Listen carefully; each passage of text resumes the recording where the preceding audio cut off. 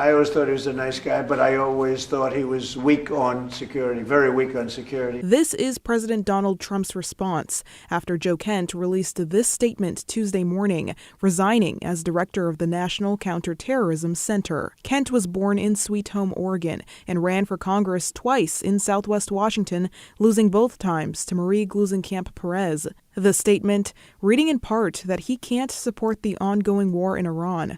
Iran posed no imminent threat to our nation, and it is clear that we started this war due to pressure from Israel and its powerful American lobby. But to see a high-profile member of President Trump's security team publicly say that there was no imminent threat from Iran and that Israel kind of coerced the United States into taking this action, I think really undermines the president's effort to get Americans on board with his policy in Iran. President Trump not thrilled. I read a statement, I realized that it's a good thing that he's out, because he said that Iran was not a threat.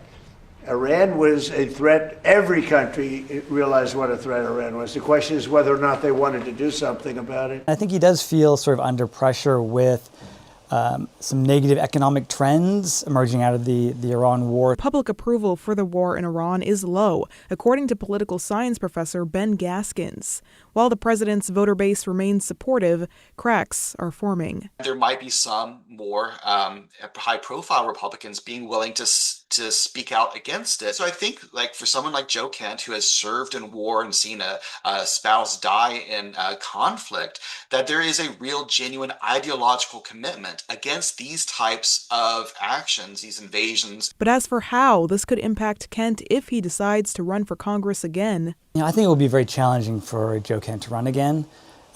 He will not have the backing of President Trump, presumably. I can certainly imagine that it will make it harder for him to appeal to conservative Republican voters by being so public in breaking with the president on this key issue.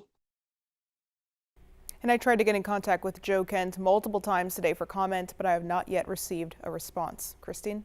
Celine Stevens giving us a local look at a huge national story. Thank you, Celine.